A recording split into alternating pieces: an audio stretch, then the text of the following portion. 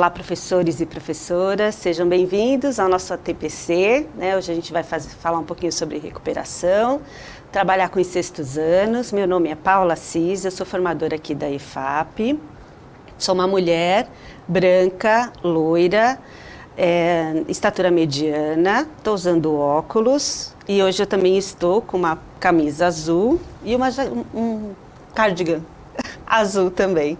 Comigo hoje eu tenho o Ademir aqui para a gente conversar. Oi, Ademir, bom dia. Olá, bom dia, professores, professoras e demais profissionais da educação. Eu sou o formador Ademir Júnior, como a própria professora Paula já mencionou. Sou um homem negro de pele clara, possuo 1,72 m. Hoje estou de camisa manga longa preta com um colete marrom por cima, calça preta e um tênis preto. Nosso ambiente aqui hoje no estúdio, nós estamos sentados aqui em poltronas. E convido você então, professores, professoras, a participar de mais uma transmissão da TPC. Vamos lá? Começamos? Vamos então. A gente vai fazer um bate-papo hoje, hein, Ademir? A gente vai falar hoje sobre as relações entre o desenvolvimento de habilidades e práticas didático-pedagógicas, né? A nossa proposta aqui hoje é conversar sobre as nossas práticas dentro de sala de aula e como a gente faz as relações dessas práticas com as habilidades que trabalhamos. Vamos passar para o percurso da pauta, por favor. A gente vai falar, né? A gente tem o nosso diário de bordo, aquele momentinho que a gente pede para vocês separarem o material. Vamos falar sobre os objetivos, as competências docentes, as competências e habilidades. A gente vai fazer uma interação, vamos, né, passar os desdobramentos, tem a avaliação, os informativos, o saber mais, as referências, né, e a gente termina a nossa pauta. Lembrando que o material fica disponível no repositório, né, então quem tiver alguma dúvida sobre as referências que nós usamos, né, se quer retomar, o material está disponível no repositório.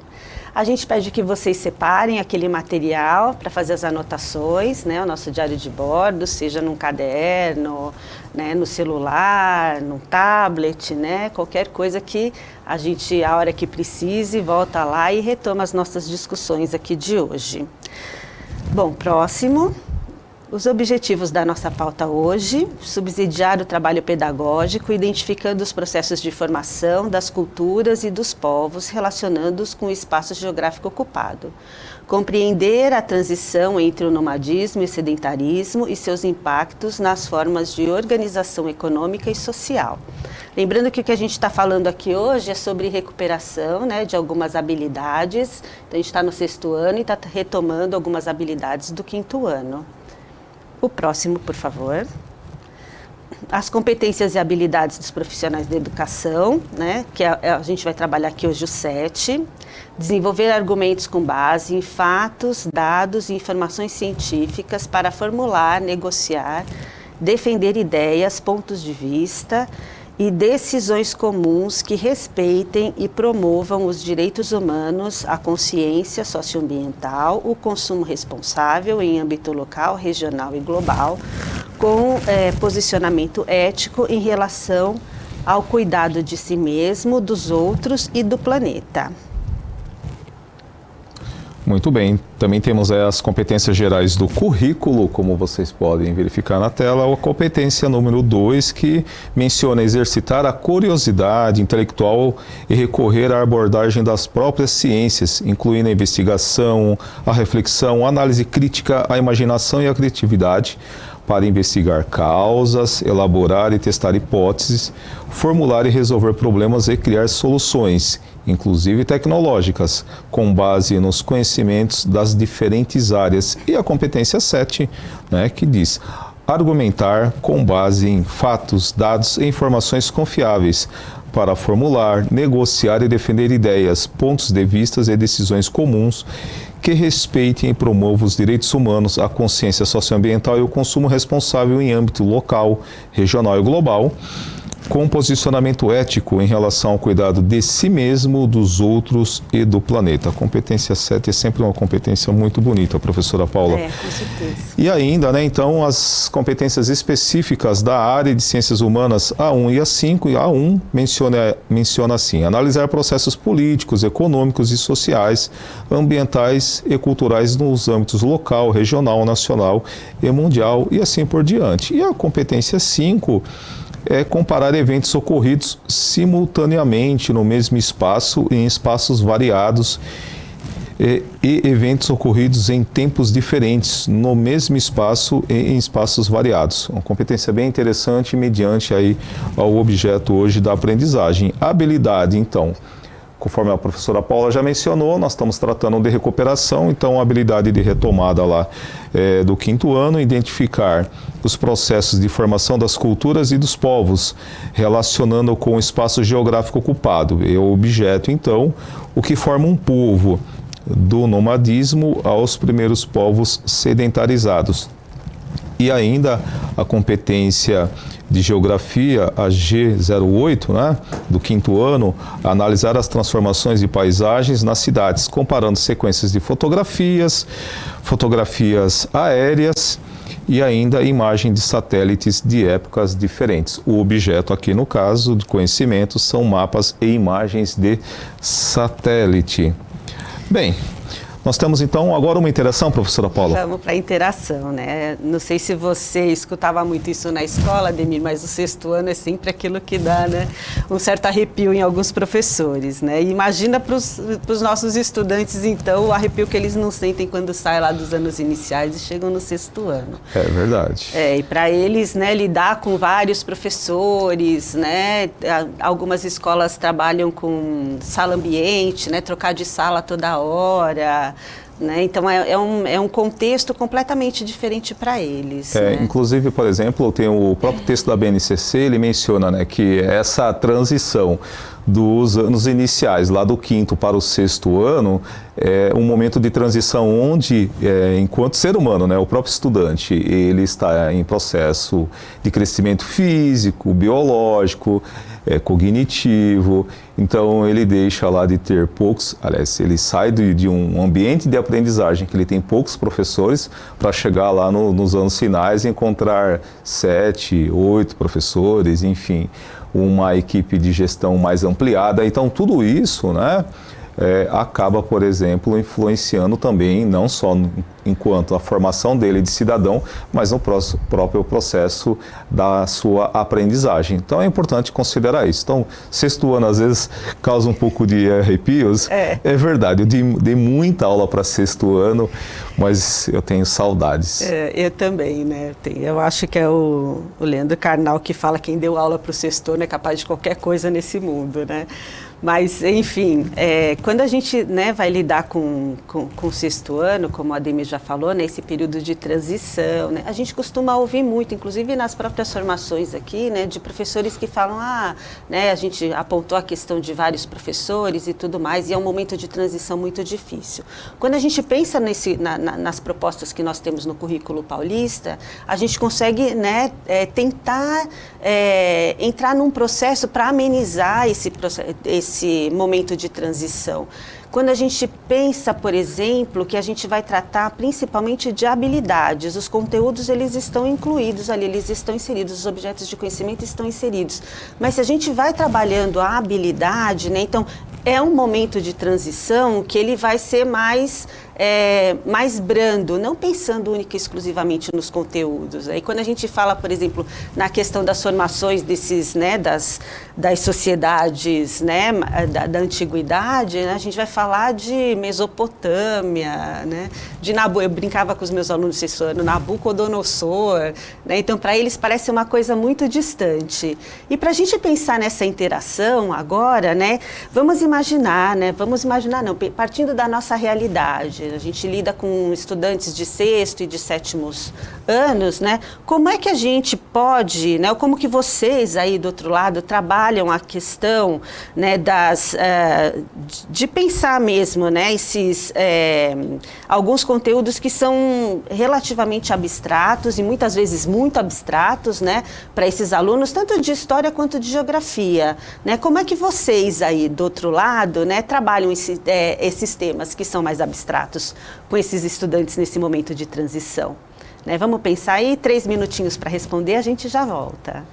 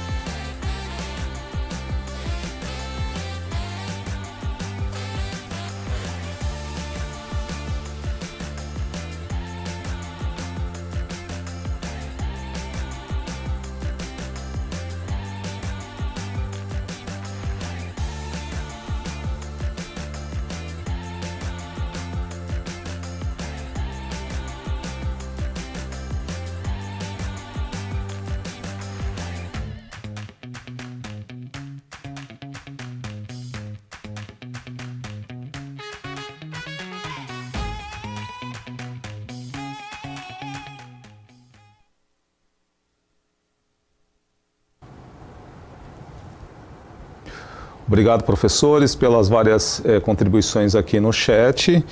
Eu vou pensar aqui algumas. Bem, alguns professores colocaram aqui, por exemplo, para auxiliar o estudante em relação à sua própria aprendizagem, considerando o grau de abstração que a área de ciências humanas tem, e também essa questão do tempo e de espaços diferenciados, como já mostramos aí, por exemplo, nas competências. Colocaram desenhos, imagens e vídeos. Eu estou entendendo aqui que são tipos, né, de fontes que eles utilizam, no caso, a professora Paula, para poder fazer com que a abstração seja, vamos dizer assim, melhor adequada aos estudantes. E colocaram também, trazendo isso para o cotidiano do estudante. Então, fatos, imagens, colocaram desenhos, filmes e imagens, relacionar algo próximo com a realidade do aluno. Então, são muitas interações que vão nesse sentido de utilizar, por exemplo, meios, né, tipologias, recursos, para que essa abstração ela seja, vamos dizer assim, pormenorizada no sentido de fazer a transposição didática. Eu acho que é o caminho, né? Eu acho que, né, estava lendo o chat aqui, né, então tem algumas estratégias também, né, teve professora que colocou, eu perdi aqui, porque vem tanta gente falando, né, a questão de gamificação, né, trabalhar com gamificação, né, de um modo geral, realmente a gente entender, né, que eles estão vindo dos anos iniciais, num contexto que é muito lúdico, né, e que a gente não pode abandonar essa ludicidade né, tão de repente assim. Então, como vocês mesmos apontaram aqui, né, o uso de filmes, de desenhos, né, de atividades que sejam mais observáveis, né, mais palpáveis talvez, né, para eles, isso facilita com que a gente entre nesse momento que vai ser um tempo realmente de abstração, né, para conseguir chegar, como a gente falou, né, na Mesopotâmia, ou nos povos originários da América, de um modo geral. Teve um professor aqui, só para fazer um comentário rapidinho, que falou do uso da internet, né, na medida do possível usar a internet, e tem um recurso que é aquele como é que chama, Ademir, aquele que a gente põe no mapa e consegue andar pela rua? É o Street View. O Street View, né? E a gente usa aquele lá, e você pode, por exemplo, colocar Pompeia, e a gente consegue andar pela cidade de Pompeia, pelas ruínas de Pompeia, Machu Picchu, né? São coisas bem, né? Vamos lá, surgiu aqui um debate aqui no chat, professora Paula, do que é concreto, do que é abstrato. Estou achando até interessante aqui a discussão. Veja, professores, como estamos tratando, por exemplo, de questões mais antigas, um objeto, um artefato, ele é concreto. Agora, a compreensão de como aquela sociedade daquela época utilizou, para que servia, por que foi produzido, essa é uma concepção, por exemplo, abstrata, que por meio da investigação, né, na área de ciências humanas, o estudante é capaz de compreender. Então, é simples, por exemplo, diferenciar o que é abstrato e o que é concreto. O objeto, ele é o concreto. Agora, como foi utilizado, por que foi elaborado, qual a finalidade, isso é uma questão abstrata que o aluno, por meio da investigação, assessorado por você, professor, certamente ele consegue sanar essa dúvida. E muitas vezes a gente está tratando de sociedades que nem, né, existem mais, né, foram, né, na verdade foram sendo incorporadas por outras, né? Então eu acho que a gente trabalha no campo do abstrato quando a gente vai para tempos, né, e espaços que para os nossos estudantes tá longe daquele meio que ele vive, né? Bom, a partir daí a gente vai falar um pouquinho, né, como eu já citei, a questão do currículo, quando a gente vai tratar, né, nesse momento de transição desses estudantes, né, trabalhar realmente com as habilidades. Então, o currículo paulista, ele traz dentro de um dos seus objetivos de ensino, né, na área de ciências humanas, a gente tem as práticas investigativas e as diferentes formas de registro. E é daí, né, que a gente, como a Ademir acabou de falar, né, a questão da pesquisa, né, de relacionar essas sociedades, né, que estão nesse campo do abstrato, né, principalmente instigando a curiosidade desses estudantes. O próximo, por favor. Continuando ainda, né, falando do currículo, e é a partir daí que as ações de análise crítica, pesquisa, síntese são pressupostos fundamentais para o desenvolvimento das habilidades sugeridas.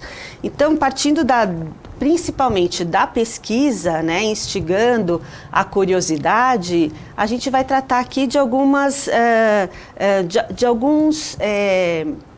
instrumentos pedagógicos que a gente já faz uso dentro da sala de aula, que a gente já trabalha há muito tempo, né? E vamos fazer uma reflexão em cima disso, né? Então, a gente separou aqui, a gente tem, né, são N práticas didáticas que a gente vai chamar aqui de didático-pedagógicas, que os nossos professores aí já trabalham, né?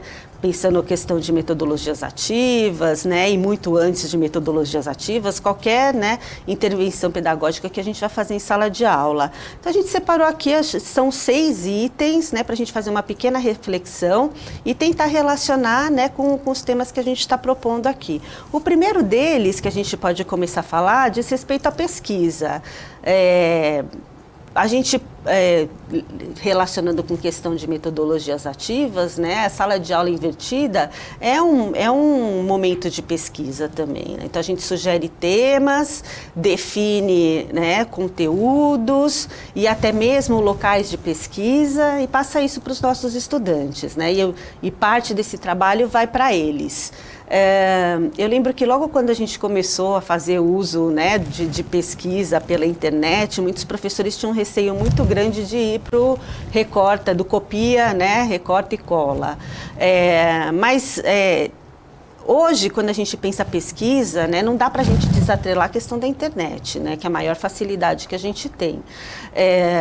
Então, o ideal mesmo é realmente a gente selecionar alguns sites, né, fazer alguns apontamentos, direcionar o tema que a gente está pesquisando para que os estudantes vão lá e façam a leitura e vejam o que eles conseguem trazer dali. Então, é muito mais do que um recorta e cola. Eu acho que, por exemplo, é interessante que você está mencionando. Eu costumava realizar bastante ações assim em sala de aula com meus estudantes por meio da curadoria de materiais, ou seja, os sites, ou seja, que eles buscariam, fariam pesquisa na internet, já eram links previamente selecionados por mim, porque a gente sabe que a internet tem um grande volume de informações e nem todas as informações que estão lá elas são confiáveis. E o que a gente espera, por exemplo, do estudante é que, acessando essas informações elas sejam transformadas em conhecimento, né? Então, por exemplo, 2, 3 sites, por meio da leitura, da análise e depois da comparação, o aluno começa a construir, então, um conhecimento mais sistematizado e solidificado. Então, esse é um dos objetivos da pesquisa. Então, nesse caso, a estratégia de curadoria de materiais é sempre aí um ponto importante e uma sugestão. E lembrando que esse momento da pesquisa, acho que é um dos momentos mais, né, de construção autônoma do conhecimento, né? Mesmo a gente apontando quais são, né, fazendo essa curadoria, o estudante chega lá e conseguir fazer, né, desenvolver essa habilidade de fazer essas comparações, de analisar o que ele está ali, de tirar, né, o que realmente interessa para ele, para colocar ali no trabalho dele, eu acho que é muito importante. Então, e está interessante mencionar, porque veja só, quando a gente fala, por exemplo, pensando nos verbos, estudar é uma ação cognitiva. Pesquisar é uma ação cognitiva também, só que com muito mais profundidade, porque envolve o que aí? Um procedimento de racionalização, né, daquilo que se está, portanto, estudando, analisando e comparando, para se entender que o processo, então, da pesquisa, ela é muito mais aprofundada. Por isso também que aparece lá no ensino médio, lá nos aprofundamentos curriculares. Fica a dica aí para você que é do ensino médio, como que as etapas anteriores, elas são fundamentais. Exatamente, né?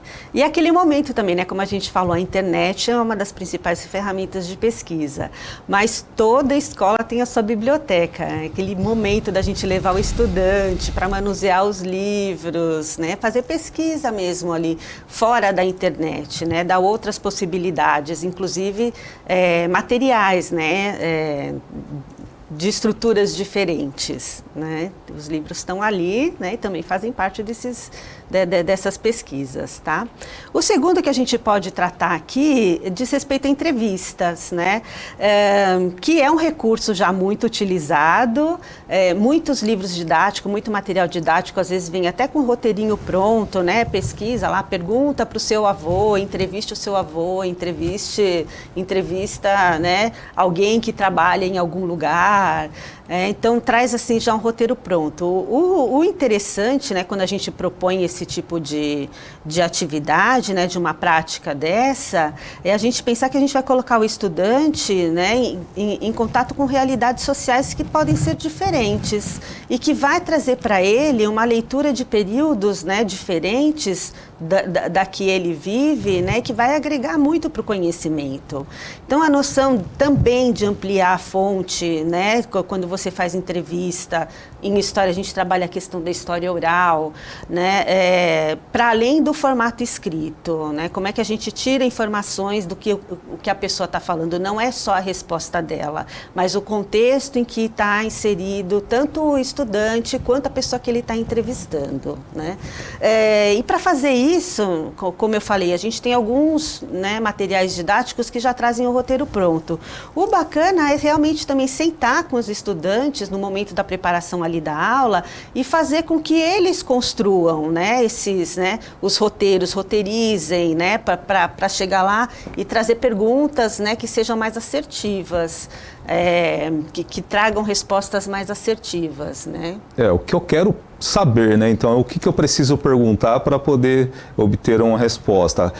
Que tipos de pergunta eu consigo pensar e elaborar para compreender a pressão social da época em que a pessoa que está sendo entrevistada, por exemplo, consiga de forma tranquila, né? Porque se trata de produção de documento, de história oral, responder de forma, vamos dizer assim, que possa qualificar a resposta, dar uma qualidade. E também do ponto de vista que isso faça sentido para o estudante, uma vez que ele está produzindo também documentos. Então, a metodologia da história oral é interessante porque ela traz vamos dizer assim, ela possibilita uma percepção para o estudante que lá no livro didático às vezes não aparece. O texto, né, estanque, ele é um pouco mais complexo de compreender, mas na entrevista oral a gente consegue coletar, captar os sentimentos das pessoas, Paula. Isso. E isso é interessante, né? Isso no livro didático não está, nos manuais não estão. Você pega, você capta essa questão da emoção, né? Então, como é que a pessoa vai se referir a um passado, por exemplo, até mesmo situações presentes, né? Como é que ela se refere a isso? Ela com certeza vai trazer, né? Vai ali emoções mesmo, né? Com relação ao que está sendo perguntado. E a gente coloca ali como um ponto de atenção, né, de novo, né, o uso das tecnologias. Antes a gente falava, né, de levar câmera, de levar gravador, papel, caneta para fazer anotação. Hoje a gente resolve no celular, né? Então, seja para gravar, seja para filmar, né, deixando claro para o entrevistado ali qual que é o uso que vai ser feito daquilo, né, se está de acordo ou não. Lembrando que aquilo tem que ser usado ali na sala de aula. Né? Não é para sair espalhando, né? Nada disso, mas tem um contexto específico para ser usado. Né? Só para fazer um comentário, a gente falou aqui de história oral e eu lembrei, Ademir, que no Centro de Referência Mário Covas, no site do Centro de Referência Mário Covas, eles têm um material enorme que fala sobre história oral, né? Inclusive como metodologia, né? Como que você usa metodologicamente história oral para tratar da história e até mesmo, né, para fazer uso em sala de aula. É um material bem bacana, para quem tiver curiosidade, dá uma olhadinha ali, vale a pena. O próximo, por favor. Isso, glossário, né? E a gente está falando de estudantes que são do sexto ano, então para eles muitas palavras, né, fogem completamente do cotidiano deles, né? Fogem muito, né? Então assim, pensar em começar, né, deixar uma parte do caderno separado ou um bloco de notas, né, com palavras que, né, para eles soa, né, fora do contexto da realidade deles. Então, né, separar ali, né, ler no texto a palavrinha, né, como que ela se relaciona com o contexto geral. Dali a gente tira conhecimentos prévios, né? O que pode ser, faz inferências, né, sobre o termo que está sendo utilizado, pede para eles fazerem as primeiras anotações e, de novo, né, a gente vai para a pesquisa. Como é que isso, né, aparece realmente quando a gente vai, né, num dicionário, né, em algum outro contexto, como é que a gente vai definir determinado termo. E vai montando ali. É um mecanismo, né, é um instrumento muito legal, porque inclusive a gente começa a trabalhar com questão de classificação mesmo, né? Em que lugar que a gente usa esse termo, né? Vai separando a ordem alfabética, que é importante, da onde veio esse termo, né? Exatamente. É interessante, por exemplo, que o estudante, eu sempre costumo mencionar o seguinte, que o estudante aprende um pouco hoje, um pouco amanhã e assim continuamente. E essa é a ideia, por exemplo, não só do conhecimento prévio, mas estabelecer as camadas de aprendizagem. Por isso que várias habilidades em conjunto formam, portanto, uma competência.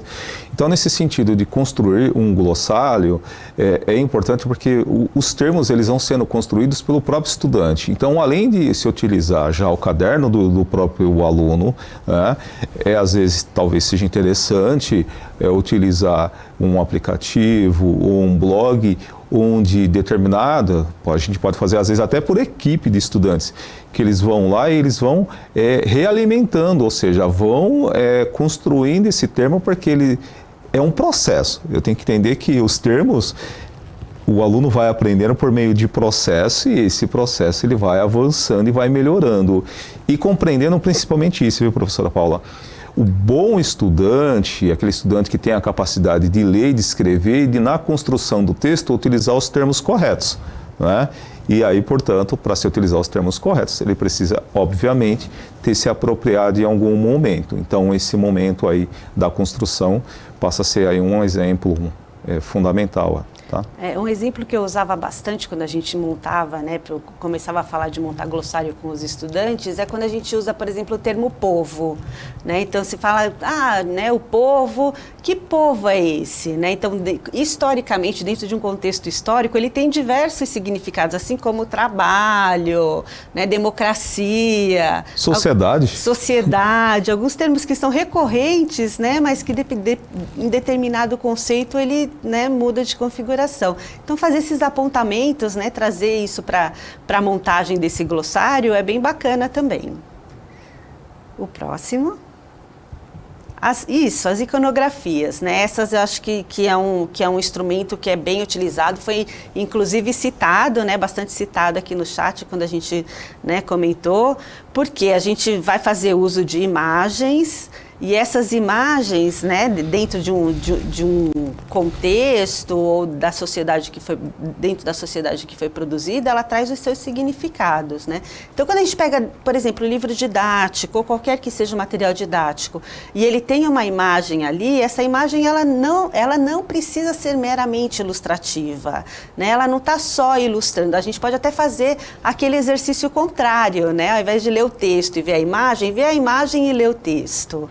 Né? Esse movimento contrário dá uma valorização, valoriza, né, aquela imagem que a gente está trabalhando. E da mesma forma como a gente apontou quando a gente falou de pesquisa, de fazer a curadoria, então às vezes a gente tem vai tratar de determinado assunto, a imagem ela acaba falando muito mais, né, do que a gente possa imaginar. Então, a gente, enquanto, né, professores e até mesmo propor para os estudantes que faça, né, uma curadoria de imagens sobre um determinado assunto. Isso é bem interessante. Veja que interessante.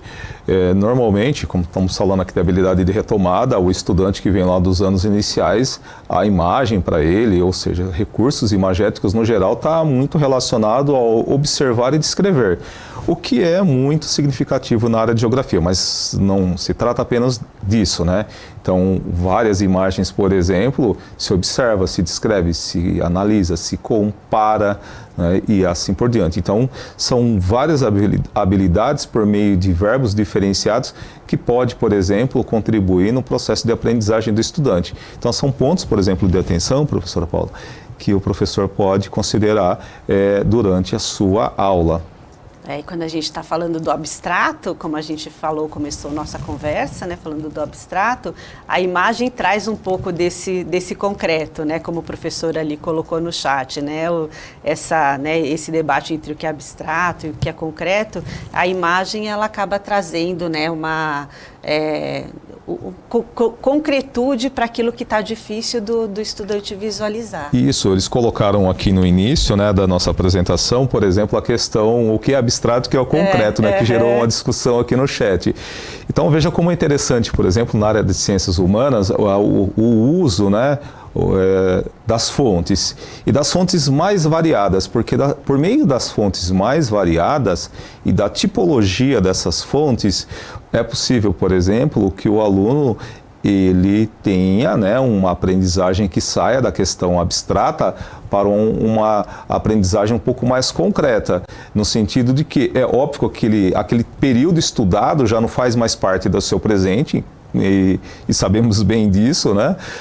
Mas ele consegue, por exemplo, fazer uma transposição temporal e compreender a importância e a significação. Esse é um exercício muito caro na área de ciências humanas, mas ele é um exercício importante porque nós falamos muito das heranças culturais, da cultura, daquilo que está posto hoje para nós. Então a gente não pode, de forma alguma, né, desconsiderar o passado histórico, não. Na verdade, a gente precisa considerar que o presente ele é um resultado do passado, mas o presente ele está dialogando constantemente com o passado, né? Então, vale muito a pena considerar esses pontos. Com certeza. E por fim, né, vamos continuando aqui, né, vamos pensar então agora, né, em outras, né, práticas didático-pedagógicas que a gente usa muito, na questão da apresentação e da exposição do que os estudantes produziram.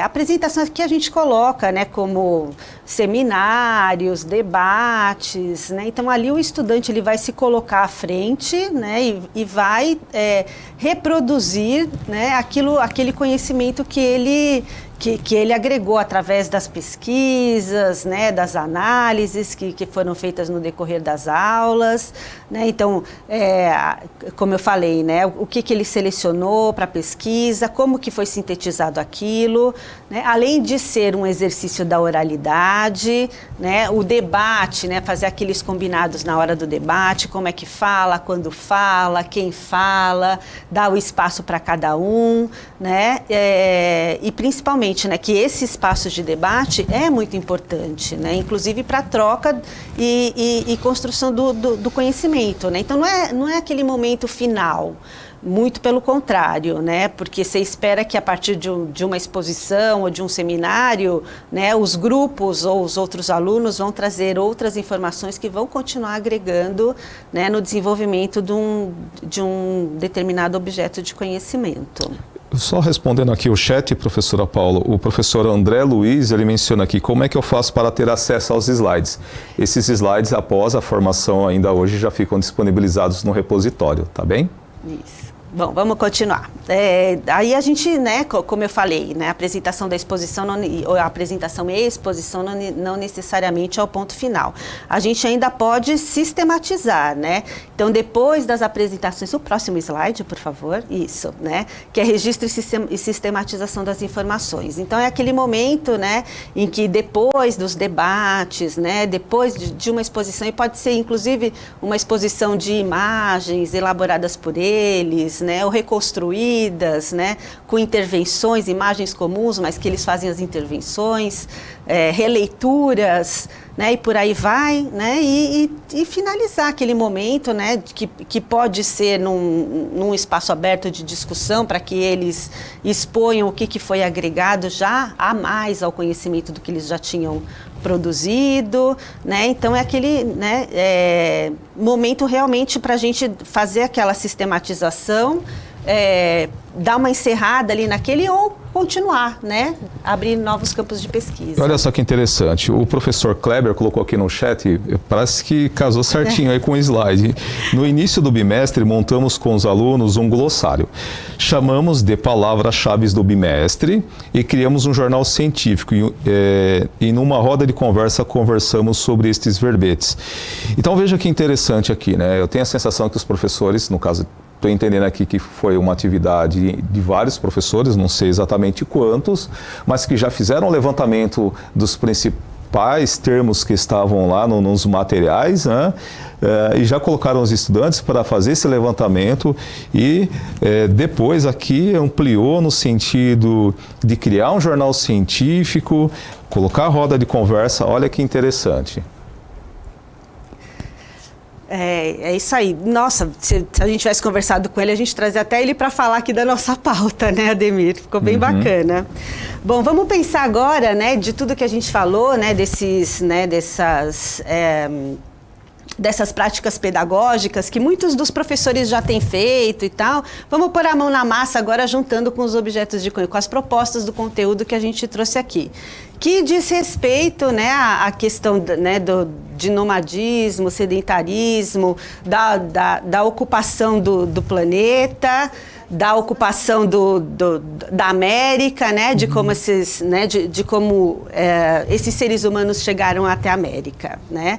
Aí a gente fez aqui algumas propostas, né, de atividade, né, considerando todos esses, né, esse material que a gente já apresentou anteriormente. Então a gente vai falar aqui da origem da humanidade, do povoamento da América, né. Bom, qual que é a relevância do tema, né? Não sei se vocês perceberam, mas a gente tem feito um trabalho, né, com uma linha condutora nesse bimestre, tentando apontar para questões referentes à América Latina, né? E lembrando que o Brasil está inserido na América Latina. Então, assim, a gente vai tratar de diferentes mitos de criação do ser humano, diferentes versões narradas com variações por povos diferentes, né? Perceber que as narrativas míticas são também utilizadas como fontes e interpretação da origem da humanidade. É aquele momento que, de repente, até a gente pode, né, fazer uso da entrevista, né? Então a gente vai começar tratando aqui, né, de alguns mitos, né, de fundação. A gente vai falar dos guaranis, dos maias, dos iorubás, né, né, dos egípcios, né. Lembrando que, assim, quando a gente vai pedir, né, para falar, né, como é que essas sociedades, né, lidavam com, né, da onde vieram os seres humanos, né, como é que a gente chegou até aqui, quem somos nós, né. Então, cada povo, cada sociedade, em cada tempo, vai trazer alguns elementos para contar essa história, né. O que a gente pode fazer aqui, né, Ademir, que a gente propôs aqui? Pensar, por exemplo, numa pesquisa, né? Distribuir as salas em grupos, né? E vamos fazer pesquisa sobre, né, esses mitos de fundação dos guaranis, né? Dos maias, né? Dos iorubás ou dos egípcios, né? Então, você vê, a gente tem aí uma gama muito grande, né? Desses grupos, né? Dessas sociedades.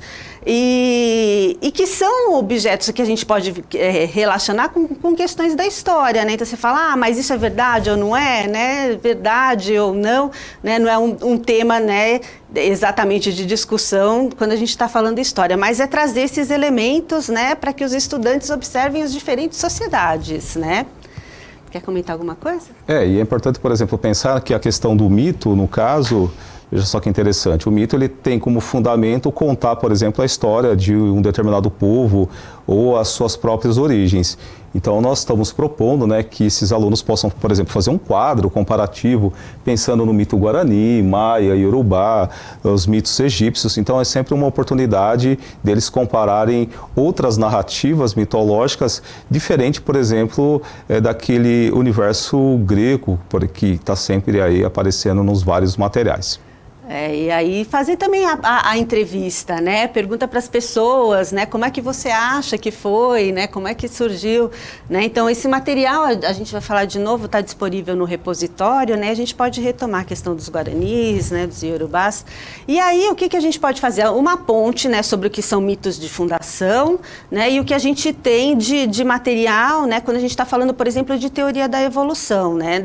O que cabe dentro do que é isso, né? De científico. Né, dentro da ciência, dentro de um conhecimento científico, né, quais são os apontamentos que a gente tem, né, para trazer para os estudantes, né, a origem, né, como é que a gente está aqui, né, e realmente discutir, por exemplo, Darwin, né, as teorias de Darwin, né, da evolução. E como a gente sabe, né, a gente está falando de conhecimento científico, dentro desse conhecimento científico a gente aponta Charles Darwin, mas a gente tem outras pesquisas para além do Darwin, né, que vão contribuir para o desenvolvimento das propostas aqui, né. E aí, né, a gente, juntando com, por exemplo, a questão da alfabetização cartográfica, lembrando que esses estudantes eles estão já produzindo alguns trabalhos desde os anos iniciais, né, pensar no desenvolvimento lá, né, apontar, né, como se deu o povoamento da América, né, quais são as teorias que trazem para a gente, né, o povoamento da América. A princípio, a gente tinha, né, apenas a questão dos primeiros seres humanos, né, habitando aqui. Volta um pouquinho, por favor. Isso, né? A gente tinha primeiro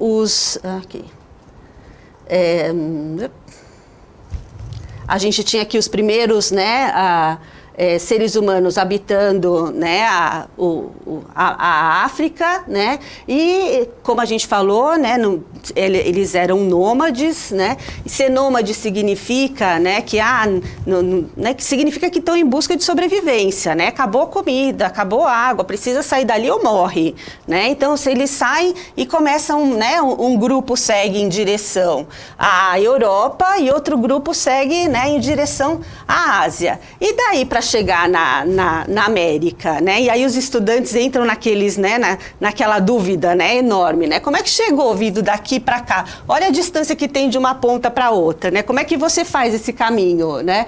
A gente tem que lembrar que essa pontinha aqui está bem junta aqui, né? Então trazer o globo, né, o globo terrestre, mostrar aqui em cima, olha, tá juntinho, e a gente tem aqueles momentos, né, de períodos glaciais em que a gente tem a formação de uma ponte aqui. Então, esses, né, seres humanos da Ásia, uma das teorias é a chegada deles pelo Estreito de Bering e outro realmente ocupando, né, na parte mais sul aqui, né, ocupando a Oceania e atravessando, né, e chegando aqui na América pela América do Sul. Tá? Muito bem. Bom, professora Paula, já deixamos várias dicas, estamos chegando então ao final de mais uma formação. Eu quero aproveitar para já me despedir de vocês, professores. Agradecer também, né, a presença, né, de todos, a paciência de todos, e a gente volta nas próximas ATPCs. Muito obrigada, pessoal. Até logo.